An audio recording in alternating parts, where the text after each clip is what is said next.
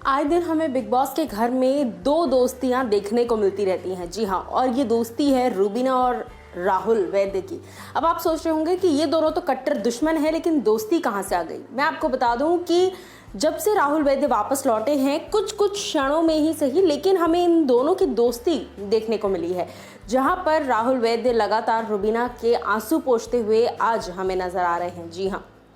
मैं आपको बता दूं कि कल हम सभी ने देखा किस तरह से रूबीना और अभिनव के बीच जो है वो बहस हुई, और ज़बरदस्त बहस हुई, जहां पर अभिनव कई चीज़ें रूबीना को समझाने की कोशिश कर रहे थे, लेकिन रूबीना इन बातों को ना ही समझ रही थी, और उल्टा कहीं ना कहीं पूरा वीकेंड कबार जिस तरह से डांट पड़ी है उसके वजह से काफ़ी अपसेट भी थी। इसके बाद रूबीना जो है गुस्से में उठकर चली जाती हैं और वो लगेज रूम के पास जाकर बैठ जाती हैं, वहाँ पर ज़ोर ज़ोर से रो रही होती हैं। अब अनफॉर्चुनेटली उस वक्त वहाँ पर राहुल वैद्य भी मौजूद होते हैं, जो कि रूबीना को रोता देख अपने आप को रोक नहीं पाते, और वो जाते हैं ऑफकोर्स और रूबीना से बोलते हैं कि आप क्यों रो रही हैं, मुझे पता है आप पूछूंगा तो भी नहीं बताएंगी, लेकिन कहीं ना कहीं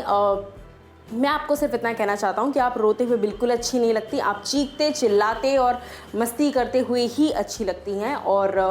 कहीं ना कहीं जो है आप कम रोया कीजिए, क्योंकि आप बहुत स्ट्रॉन्ग हैं, और अगर हम अपनी वीकनेस लोगों को दिखाते हैं, लोग हमारा उसी चीज़ के लिए फ़ायदा उठाते हैं। अब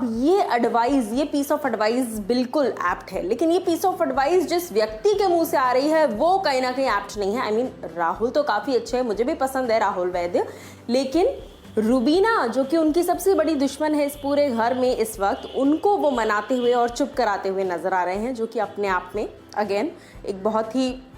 स्ट्रेंज बात है। इसके बाद राहुल वैद्य की बात सुनकर, जैसा कि राहुल कहते हैं कि रूबीना आप काफ़ी स्ट्रॉन्ग हैं, और आप जो भी मुसीबत है, जो भी चीज़ें हैं, जिस भी रीज़न से आप रो रही हैं, आप उसको दिल पे मत लीजिए, और कहीं ना कहीं शांत होकर